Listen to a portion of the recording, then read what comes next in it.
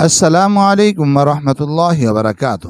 میں اپنی بیوی اور 1 ماہ کی بچی کو چھوڑ کے دبئی آیا تھا۔ ہر بار جب بھی میں پاکستان لوٹنے کا ذکر کرتا، میری ماں اور بھائی مجھ کو اپنی مجبوریوں کی داستان سنا کر روک دیتے۔ اسی طرح 10 سال گزر گئے۔ میری بیوی کو کینسر ہو گیا۔ وہ بیچاری میری منت کرتی رہی کہ واپس لوٹ کر آ جاؤ، مگر میرے سامنے گھر والوں کی مجبوریاں تھیں۔ میری بیوی یوں ہی تڑپ تڑپ کر مر گئی۔ میری 10 سال کی بیٹی نے چاچو کے فون سے چھپ کر مجھ کو میسج بھیجا کہ بابا واپس آ جاؤ ورنہ یہ مجھ کو بھی مار دیں گے۔ میں جب بنا بتائے پاکستان آیا تو یہ دیکھ کر حیران رہ گیا کہ میری شادی کو ابھی 1.5 سال ہی ہوا تھا۔ مجھے روزگار کے سلسلے میں دبئی آنا پڑا۔ میں گھر میں سب سے بڑا ہوں اور ہمیشہ سے ماں باپ نے مجھے یہی سمجھایا کہ گھر کے چھوٹوں کی ذمہ داری اب میرے سپرد ہے، کیونکہ میرے والد صاحب بیماری کی وجہ سے کوئی کاروبار نہیں کر سکتے تھے۔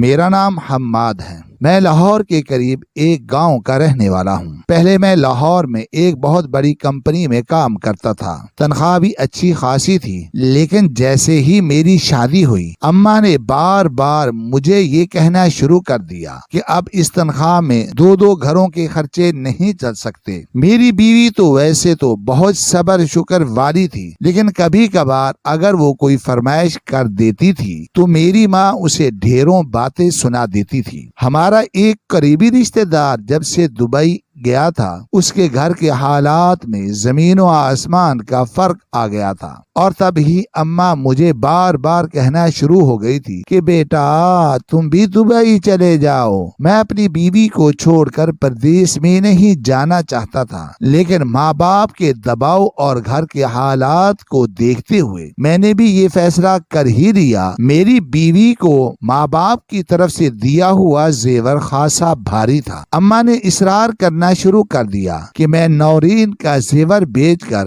اپنا بیرون ملک روانگی کا خرچ پورا کر لوں، اور جیسے ہی میری تنخواہ شروع ہوگی میں اسے اس کا زیور واپس بنا کر دے سکتا ہوں۔ جب میں نے یہ بات اپنی بیوی سے کی تو وہ بہت حیران ہو گئی اور تھوڑی پریشان بھی، کیونکہ میرے گھر کے حالات تو ایسے تھے کہ شادی میں تھوڑا بہت ہی زیور ڈالا گیا تھا۔ میں نے اسے یقین دلایا کہ میں دبئی پہنچتے ہی سب سے پہلے اس کا زیور بنوا دوں گا۔ اس کے 2 بھائی تھے اور وہ اکلوتی ہی بہن تھی۔ اس نے اس شرط پر مجھے زیور دیا کہ یہ بات اس کے میکے تک ہرگز نہ پہنچنے پائے، کیونکہ اگر میرے ساس سسر کو معلوم ہوتا تو انہیں تکلیف ہوتی۔ خدا نے جلد ہی مجھے اولاد کی خوشخبری بھی دے دی۔ میری ماں کا رویہ شروع سے ہی عجیب سا تھا۔ وہ میرے منہ پر تو نورین کا بہت خیال رکھتے، لیکن نورین جب یہ کہتی کہ امی مجھے بات بات پر تانے دیتی ہے تو میں اکثر چڑ جاتا تھا اور نورین کو سختی سے کہتا تھا کہ وہ ہم ماں بیٹے کے بیچ میں پھوٹ ڈالنے کی کوشش ہرگز بھی نہ کرے۔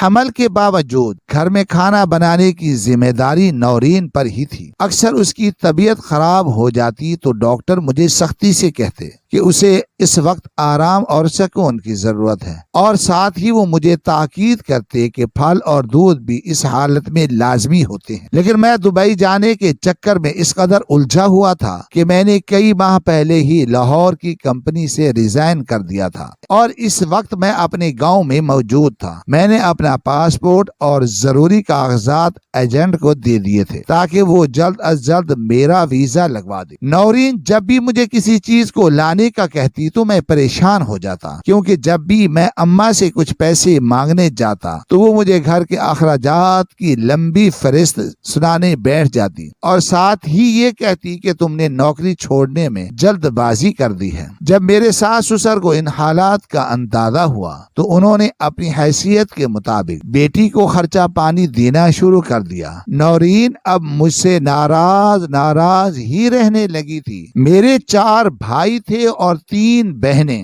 گھر بھر کی ساری ذمہ داری تقریباً نورین کے کندھوں پر تھی، کیونکہ اماں کا کہنا تھا کہ بہنیں بہت چھوٹی ہیں اور سبھی گھروں میں ہمیشہ ذمہ داری بہو کی ہی ہوتی ہے۔ میری ماں ماشاء اللہ بہت ہی خوب تندرست تھی۔ جب بھی نورین کسی بات کا ذکر کرتی تو غصے میں کہہ دیتی کہ تم کام کو ہاتھ مت لگاؤ، میں خود ہی کر لوں گی، اور پھر نورین شرمندگی سے کام میں لگ جاتی۔ خدا کر کے میرا دبئی کے لیے ویزا آ گیا۔ میری روانگی ٹھیک 1 ماہ بعد تھی۔ اچانک ہی نورین کی طبیعت خراب ہوئی تو ہم اسے سول ہاسپٹل میں ہی لے گئے۔ خدا نے مجھے بیٹی جیسی رحمت سے نوازا تھا۔ میں اور میری بیوی اپنی بیٹی کو دیکھ کر بہت خوش تھے، لیکن اماں نے یہاں پر بھی یہی کیا کہ ہمارے خاندان میں تو سب سے پہلا بیٹا ہی ہوتا ہے۔ ہم دونوں میاں بیوی ان کی یہ بات سن کر چپ ہو گئے۔ نورین کے ماں باپ بھی ہاسپٹل میں ہی تھے۔ اماں جلد ہی واپس گھر چلی گئی۔ خیر، بچی کی چھٹی والے دن میں نے اپنی حیثیت کے مطابق مٹھائی بانٹی اور اپنی بیٹی کا نام مریم رکھ دیا۔ مریم بہت ہی پیاری تھی۔ جیسے جیسے روانگی کے دن نزدیک آ رہے تھے، میرا دل جیسے اندر ہی اندر پریشان ہوتا جا رہا تھا۔ مجھے سمجھ نہیں آ رہا تھا کہ میں اپنی اتنی چھوٹی سی بیٹی اور بیوی کو چھوڑ کر اتنی دور کیسے چلا جاؤں۔ پھر ماں باپ کی طرف دیکھا اور بہن بھائیوں کی طرف دیکھا تو یہی سوچتا کہ چلو کوئی بات نہیں، میں سب سے بڑا ہوں، مجھے ان کے لیے اتنا تو کرنا ہی چاہیے۔ میں سمجھتا تھا کہ 2-3 سال میں ہمارے گھر کے حالات بدل جائیں۔ نورین ہر وقت اداس رہتی تھی۔ پھر روانگی کا دن آ گیا۔ میری بہنیں، میری ماں اور بھائی سب ہی مجھے ایئرپورٹ پر چھوڑنے کے لیے آئے تھے۔ نورین بھی ان کے ساتھ آنا چاہتی تھی، لیکن میری ماں نے یہ کہہ کر اسے روک دیا کہ اسے اور بچی کو دیکھ کر مجھے بیرون ملک روانگی مشکل لگے گی، تو اس لیے اسے اپنی بچی کے ساتھ گھر پر ہی رہنا چاہیے۔ مجھے اماں کی یہ بات بہت کڑوی لگی تھی، لیکن میں احتراماً چپ رہا۔ اپنی بیوی کو کمرے میں جا کر گلے سے لگاتے ہوئے میں نے کبھی یہ نہیں سوچا تھا کہ میں دوبارہ اسے کبھی زندہ ہی نہیں دیکھ پاؤں گا۔ میں نے مریم کو پیار کیا اور نورین کی گود میں دے دیا۔ جب میں گھر سے نکلا تو وہ بہت ہی افسردگی کے ساتھ دروازے میں کھڑی اس وقت تک میری طرف ہاتھ ہلاتی رہی جب تک ہم گلی کا موڑ مڑ کر سڑک پر نہیں آ گئے۔ ماں باپ، بہن بھائیوں کی دعاؤں کے ساتھ میں دبئی آ گیا۔ یہاں میرے کزن نے میرے لیے پہلے ہی نوکری کا انتظام کر رکھا تھا۔ جہاں لاہور میں مجھے 40,000 تنخواہ ملتی تھی، اب یہاں مجھے پاکستانی 1 لاکھ ملنا شروع ہو گئی۔ کام بہت سخت تھا، لیکن میں دل لگا کر کام کرتا رہا۔ کام کے ساتھ ساتھ ہی مجھے کمرے میں موجود دوسرے لڑکوں کی طرح اپنی باری پر کھانا بھی بنانا پڑتا تھا، کپڑے بھی دھونے پڑتے تھے۔ اس وقت مجھے گھر کی شدت سے یاد آئی تھی۔ میں باقاعدگی کے ساتھ گھر فون کرتا تھا، سبھی سے میری بات ہو جاتی، لیکن جب بھی میں نورین سے بات کرنا چاہتا تو میری ماں کمرے میں ہی بیٹھی رہتی۔ میں ویڈیو کال پر اپنی بیٹی کو بڑا ہوتے ہوئے دیکھ رہا تھا۔ ہر ماہ میری ماں ضرورتوں کی ایک لمبی لسٹ مجھے سنا دیتی۔ میرے بھائیوں کی تعلیم بھی جاری تھی اور بہنیں بھی پڑھ رہی تھی۔ گھر میں تھوڑی تھوڑی تبدیلی آنا شروع ہو گئی تھی۔ میرے ابا بھی سفید کاٹن کا جوڑا پہن کر پورے گاؤں میں بڑے فخر کے ساتھ سینہ چوڑا کر کے گھومتے تھے کہ میرا بیٹا وہاں پر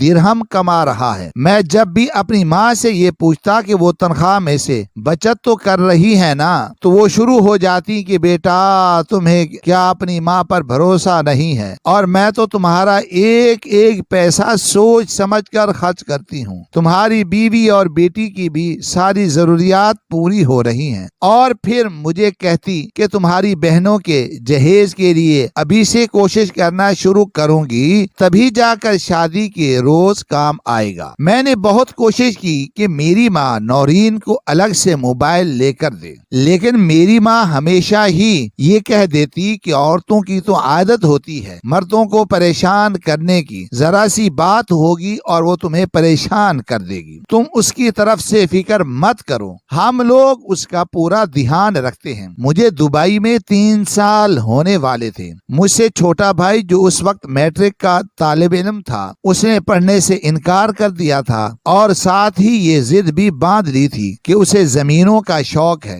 اپنی ماں کی یہ فرمائش سن کر میں حیران رہ گیا، کیونکہ میں تو اپنے پاس ضروری خرچ رکھ کر ساری ہی تنخواہ گھر بھیج دیتا تھا۔ اماں نے مجھے کہا کہ مجھے کوشش کرنی چاہیے کہ میں تھوڑی سی بچت کر کے پیسے کچھ بڑھا کر گھر بھیجنا شروع کر دوں، کیونکہ دن رات کی بڑھتی ہوئی مہنگائی میں اب اس تنخواہ میں گھر کے اخراجات اور بچوں کے اخراجات کو پورا کرنا ان کے بس کی بات نہیں رہی۔ ساتھ ہی وہ کہتی کہ تمہاری بیوی بھی الگ سے خرچہ مانگتی ہے اور اسے یہ غرور ہونا شروع ہو گیا ہے کہ یہ گھر اس کے شوہر کی کمائی سے چل رہا ہے۔ تم اپنی بیوی پر ذرا سی سختی کرو اور اسے احساس دلاؤ کہ یہ تمہارا احسان نہیں بلکہ تمہارا فرض ہے۔ کئی بار میں اماں کی بتائی ہوئی باتوں کی وجہ سے نورین سے لڑ پڑتا اور پھر کئی روز اس سے بات نہیں کرتا تھا۔ میری بیٹی صرف مجھے فون پر ہی دیکھتی تھی۔ کئی بار ایسا ہوتا کہ نورین سو رہی ہوتی اور میں فون بند کر دیتا۔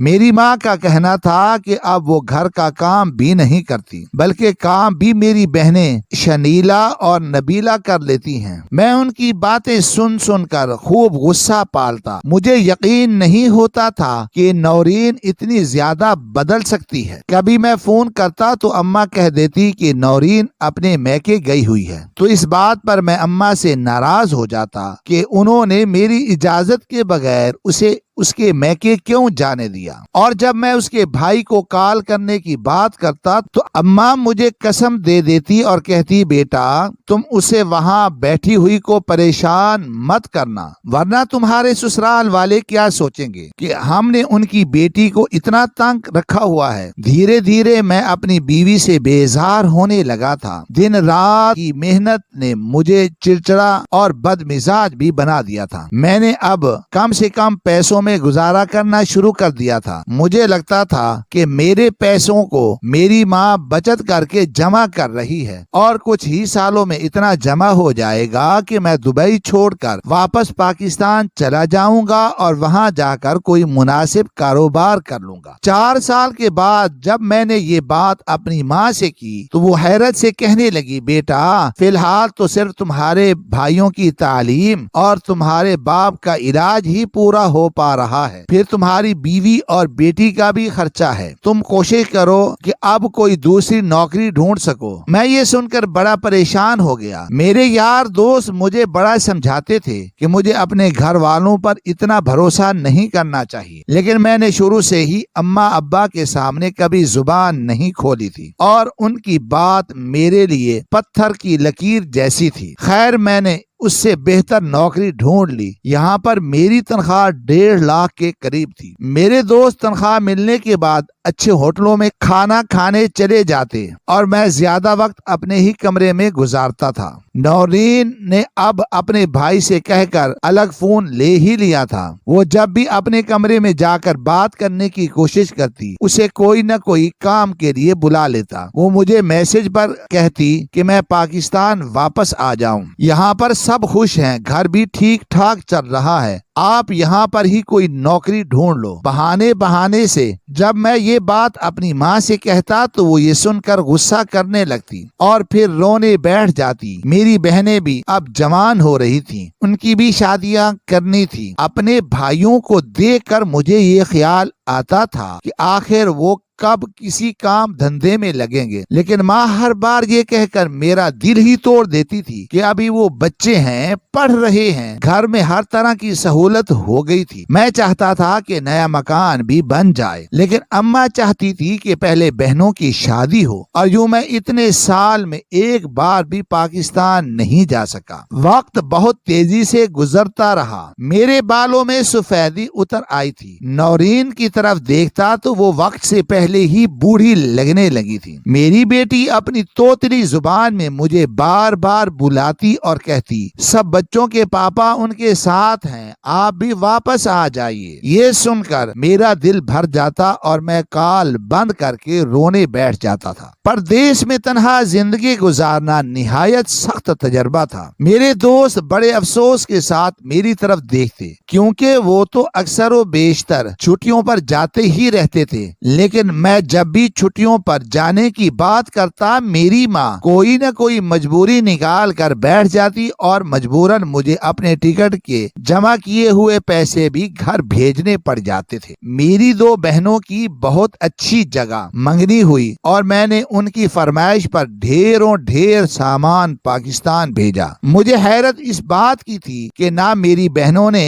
ना मेरे माँ बाप ने मुझे एक बार ये नहीं कहा कि वो मेरे बगैर शादी नहीं करेंगे। बस मेरी माँ जज्बाती तौर पर मेरा हौसला बढ़ा देती थी और कहती कि तुम्हारे जैसा बेटा नसीब वालों को ही मिलता है। मैं वीडियो कॉल पर ही अपनी बहनों की शादी की तकरीबात देखता रहा, लेकिन ये देखकर मुझे बहुत हैरत हुई कि मेरी बीवी और बच्ची बहुत ही मामूली लिबास पहने हुए हैं। जब मैंने अपनी माँ से ये बात की तो वो खामोश हो गई और फिर ना जाने नौरीन से क्या कहा कि नौरीन ने मुझे फोन करना ही बंद कर दिया। ये देखकर मैं बड़ा परेशान हुआ। कई रोज गुजर जाते, मेरी अपनी बीवी और बेटी से बात न होती। मेरे दोस्तों ने मुझे कई बार समझाया कि मैं घर वालों को बताए बिना पाकिस्तान चला जाऊं। काश उस वक्त मैं उनकी बात मान लेता। एक बार मेरे दोनों भाइयों ने फरमाइश की कि उन्हें आईफोन लेना है। ये सुनकर मैं गुस्से से चीख पड़ा और कई दिन घर कॉल नहीं की। जब भी घर से कॉल वसूल होती, मैं फौरन अपना फोन बंद कर देता। मेरी माँ ने परेशान होकर मेरे कजन से कहा, उसने मुझे मिलकर समझाया कि माँ बाप का दिल नहीं दुखाते और तुम घर फोन कर लो। चाची ने उन दोनों को समझा दिया है। मैं अपने दोस्त के गले से लगकर रो पड़ा और कहने लगा, मुझे मेरी बेटी और बीवी की बहुत याद आ रही है। रफ्ता रफ्ता मैं समझता जा रहा था कि मेरे घर वालों के लिए मैं सिर्फ सोने की अंडे देने वाली मुर्गी बनकर रह गया हूँ, या फिर मैं उनका एटीएम कार्ड हूँ जिसे वो हर माह बस नोट छापने वाली मशीन समझते हैं। इससे ज्यादा उनकी जिंदगी में मेरी कोई हैसियत नहीं थी। दुबई की रौनकें मुझे अपनी तरफ बुलाने लगी थी। मैंने अब हर रोज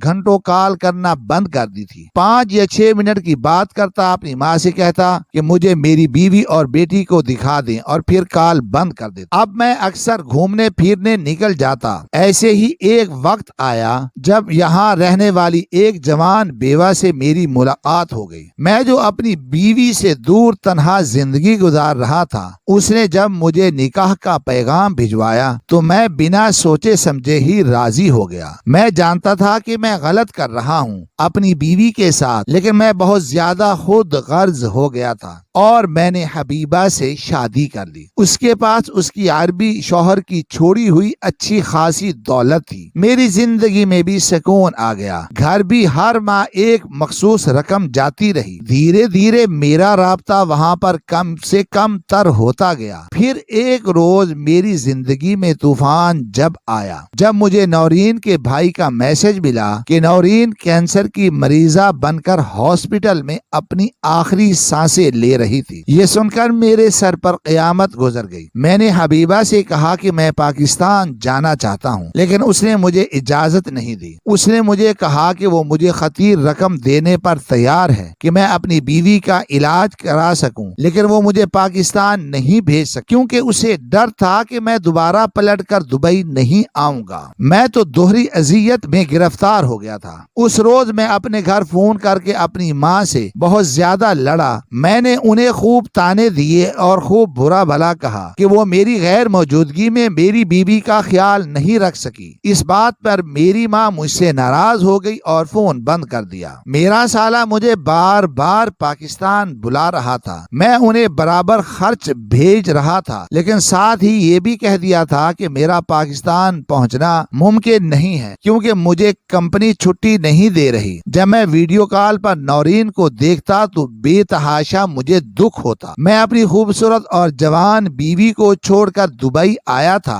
ताकि अपने घर वालों के खर्चे और ख्वाब پورے کر سکوں، لیکن اس سفر نے مجھ سے میری شریک حیات چھین لی۔ ڈاکٹر کہتے تھے کہ وہ ٹھیک ہونا ہی نہیں چاہتی، یا شاید کینسر بہت بری طرح پھیل چکا تھا۔ 6 ماہ کے اندر ہی اندر وہ چپ چاپ یہ دنیا چھوڑ کر چلی گئی۔ میں اس کی میت پر بھی نہیں جا سکا۔ یہ دیکھ کر میرے سسرال والوں نے مجھ سے ناتا توڑ لیا اور میری بیٹی کو اس کی دادی کے پاس بھیج دیا۔ وہ اپنی جوان جہان بیٹی کی موت کا ذمہ دار مجھے اور میرے گھر والوں کو سمجھتے تھے، اور کسی حد تک ان کی یہ بات ٹھیک بھی تھی۔ میں کئی روز دبئی میں بے مقصد سڑکوں پر گھومتا رہا اور روتا پھرتا رہا۔ میری نورین سے رفاقت صرف 1.5 سال کا ہی عرصہ رہی، لیکن میں جانتا تھا کہ وہ خدا کی بندی مجھے بے تحاشا چاہتی تھی۔ مجھے دبئی میں 9 سال ہو چکے تھے۔ اب میری مجبوری بن گئی تھی اپنے گھر فون کرنا، کیونکہ میری بیٹی اب میرے ماں باپ اور بہن بھائیوں کے رحم و کرم پر تھی، اور اس بات کا انہوں نے بے تحاشا فائدہ اٹھایا۔ میں برابر گھر پر خرچہ بھیجتا رہا۔ اماں میری بیٹی کو سامنے بٹھا کر اس سے میری بات کرواتی۔ مجھے بتایا جاتا ہے میری بیٹی اسکول میں پڑھنا نہیں چاہتی، لیکن اس کا خاموش اور افسردہ چہرہ مجھے کوئی اور ہی کہانی سنا رہا ہوتا۔ دوسری طرف حبیبہ کا رویہ وقت کے ساتھ ساتھ سخت سے سخت ہوتا جا رہا تھا۔ وہ چھوٹی موٹی باتوں پر میری بے عزتی کرتی اور کہتی کہ تم پاکستانی ہوتے ہی بے وفا ہو، تم پیسے کے لیے کسی بھی چیز کو بیچ سکتے ہو، یہاں تک کہ اپنی محبت اور اپنی اولاد کو بھی۔ اور میں اس کی یہ بات سن کر شرم سے اپنا سر جھکا لیتا تھا، کیونکہ میں نے ایسا ہی تو کیا تھا۔ اب بھائیوں کی بھی شادیاں ہونا شروع ہو گئی تھی۔ 1 سال اور گزر گیا۔ میرے دونوں بھائی بھی شادی شدہ تھے، ابھی بھی 3 بہن بھائی کما رہے تھے۔ میں حبیبہ کا کاروبار سنبھال رہا تھا۔ وہ مجھے مقرر کی ہوئی تنخواہ دے دیتی اور ساتھ ہی مجھے کچھ رقم میری بچی کے خرچ کے لیے بھی بھیج دیتی تھی۔ کئی روز سے مجھے عجیب عجیب سے خواب نظر آ رہے تھے۔ مجھے نیند میں لگتا کہ نورین مجھے آوازیں دے رہی ہے۔ کبھی وہ مجھے بہت غمزدہ کسی ویران صحرا میں بھٹکتی ہوئی دکھائی دیتی، اور کبھی کسی چشمے کے کنارے بیٹھی ہوئی نظر آتی۔ وہ بار بار مجھے کہتی کہ وہ بہت تکلیف میں ہے۔ میں نیند میں ڈر کر اٹھ جاتا۔ حبیبہ بھی میری حالت دیکھ کر پریشان ہو گئی۔ ایک روز وہ مجھے کہنے لگی، حماد مجھے لگتا ہے کہ نورین تمہیں کچھ بتانے کی کوشش کر رہی ہے۔ ایسا تو نہیں ہے کہ تمہاری بیٹی مریم کوئی پریشانی میں ہو؟ تم ایسا کرو کہ بنا بتائے پاکستان پہنچو اور دیکھو کہ یہ کیا معاملہ ہے۔ میں یہ سن کر احسان مندی سے حبیبہ کی طرف دیکھنے لگا، کیونکہ اس نے نورین کی بیماری میں مجھے پاکستان نہیں جانے دیا تھا، لیکن اب جب بات میری اولاد کی تھی تو اس نے فوراً مجھے اجازت دے دی۔ شادی کے 4 سال بعد خدا نے حبیبہ کو بھی ماں بننے کا سکھ دیا تھا۔ شاید اسی وجہ سے اس کی فطرت میں اتنی نرمی پیدا ہو گئی۔ میں فوراً ہی پاکستان کے لیے روانہ ہو گیا۔ 10 سال بعد جب میں گاؤں پہنچا تو ہر طرف تبدیلی ہی تبدیلی آ چکی تھی۔ میں گاؤں کو حیرت سے دیکھتا ہوا جب اپنے گھر پہنچا تو مجھے پڑوسیوں نے بتایا کہ میرے گھر والے تو کب کا یہ گھر بیچ کر لاہور شفٹ ہو گئے ہیں۔ میں حیران ہو گیا کہ انہوں نے مجھے بتانا بھی پسند نہیں کیا۔ میں پتہ پوچھتا ہوا جب اپنے والدین کے نئے گھر پہنچا تو یہ دیکھ کر حیران رہ گیا کہ خاصا قیمتی اور شاندار گھر بنا ہوا تھا، اور 2 خوبصورت گاڑیاں بھی کھڑی تھیں۔ پردیس میں گزرے 10 سال نے مجھے بوڑھا کر دیا تھا۔ جب میں پاکستان سے گیا تھا تو 28 سال کا ایک خوش شکل نوجوان تھا، لیکن اب میں ایک تھکا ہوا ادھیڑ عمر مرد بن کے گھر لوٹا تھا۔ میں نے جب بار بار بیل بجائی تو کوئی بھاگتا ہوا دروازے تک پہنچا۔ وہ کوئی کمزور سی بچی تھی جس کے چہرے پر ایک طرف گہرے زخم کا نشان تھا۔ وہ بچی کچھ دیر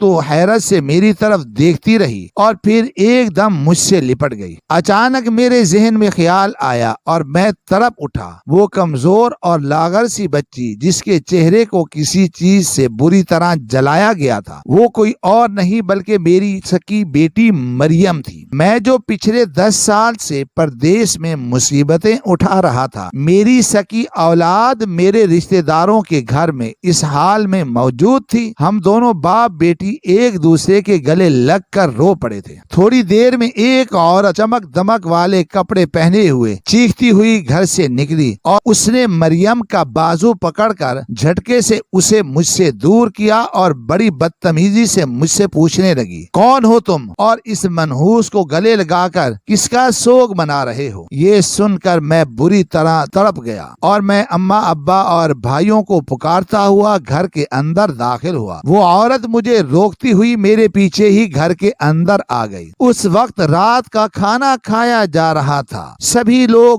ڈائننگ ٹیبل پر بیٹھے تھے۔ سب کے نوالے ان کے ہاتھوں میں دبے رہ گئے تھے۔ وہ سب حیرت سے مجھے دیکھتے ہوئے میرے ہاتھ میں مریم کا ہاتھ دیکھ کر پریشان ہو گئے۔ سب سے پہلے اماں کو خیال آیا۔ وہ اٹھی اور مصنوعی انداز میں روتے ہوئے میرے گلے سے لگ گئی۔ پھر ابا بھائی بھی باری باری میرے گلے ملے۔ میں سرد مہری میں انہیں کھڑا ہوا غور سے دیکھتا رہا۔ اماں نے غیر محسوس انداز سے مریم کا ہاتھ میرے ہاتھ سے چھڑانا چاہا تو میں نے سختی سے ان کے ہاتھ کو جھٹک دیا۔ مریم خوف زدہ سے مجھ سے لپٹی کھڑی تھی۔ وہ عورت میرے بھائی صفدر کی بیوی تھی۔ میرے انداز نے انہیں چونکنے پر مجبور کر دیا تھا۔ میں نے سختی سے اپنی ماں کی طرف دیکھتے ہوئے پوچھا، اماں میری یتیم بچی کی یہ حالت کس نے کی ہے؟ اس کا چہرہ کس نے جلایا ہے؟ تو اماں نے اپنے سینے پر دو ہاتھ مارے اور کہنے لگی، بیٹا تو کیا ہمیں جلاد سمجھتا ہے؟ بچی ہے، شرارت کرتی ہے۔ ملازمہ کھانا بنا رہی تھی، کچن میں جا گھسی، اس کے ہاتھ میں گرم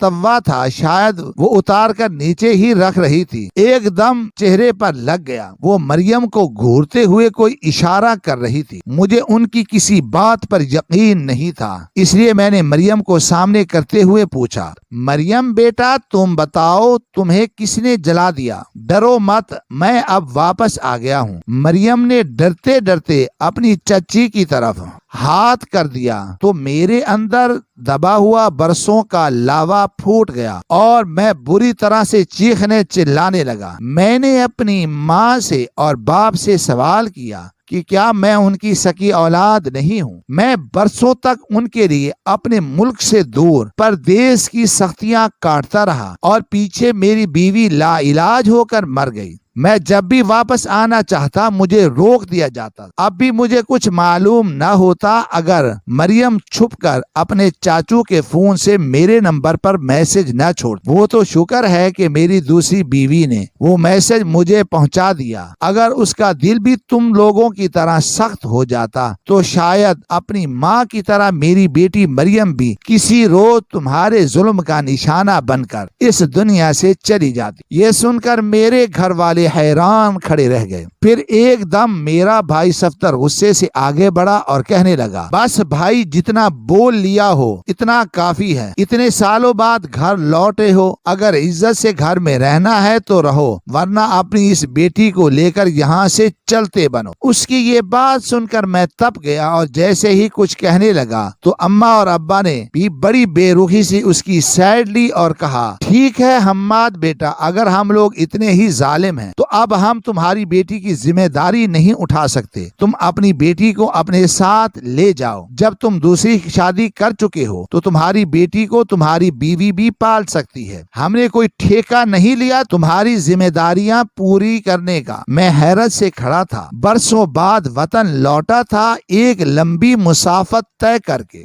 گھر بھی بدل چکا تھا اور گھر والے بھی۔ وہ لوگ بڑے خطرناک تیوروں سے مجھے گھور رہے تھے۔ ان کی طرح طرح کی بولیاں سن کر مجھے اندازہ ہو گیا تھا کہ اب اس گھر میں میرا کچھ نہیں رہا۔ میں نے چپ چاپ اپنی بچی کا ہاتھ پکڑا اور دروازے سے باہر چل دیا۔ ٹیکسی پکڑی اور سیدھا لاہور پہنچ گیا۔ لاہور میں مجھے کئی دن قیام کرنا پڑا۔ حبیبہ نے فون کر کے جلدی مریم کا پاسپورٹ اور ویزا بنوا دیا اور میں اپنی بیٹی کو لے کر دبئی پہنچ گیا۔ حبیبہ نے کھلے دل کے ساتھ مریم کو قبول کر لیا۔ شکر ہے کہ میں سب کچھ لٹا کر بھی خالی ہاتھ نہیں کھڑا تھا۔ میرے ساتھ ایک رحم دل بیوی بھی تھی جس نے مجھے مشکل وقت میں سہارا دیا تھا، ورنہ اپنوں کی بے رحمی نے تو مجھے سڑک پر لا لا کر کھڑا کر دیا تھا۔ میری التجا ہے کہ کوئی بھی بھائی اپنا ملک چھوڑ کر پردیس کی خاک نہ چھانے، کیونکہ وہی لوگ آپ کے دشمن بن جاتے ہیں جن کے لیے آپ پیسہ کمانے کی مشین بنتے ہو۔ اپنا اور اپنی بیوی بچوں کا خیال رکھیں، آدھی روٹی کھا لیکن اپنی بیوی اور بچوں کو بے سہارا چھوڑ کر پردیس نہ جائیں۔ آپ کو یہ ہماری کہانی کیسی لگی؟ اپنی رائے کا اظہار ضرور کریں۔ ناظرین، مزید اس طرح کی سبق آموز واقعات اور کہانیاں سننے کے لیے آپ ہماری ویڈیو کو لائک کریں اور شیئر کریں، اور خاص کر ہمارے چینل عدن سکل کو ضرور سبسکرائب کریں۔ شکریہ۔ اللہ حافظ۔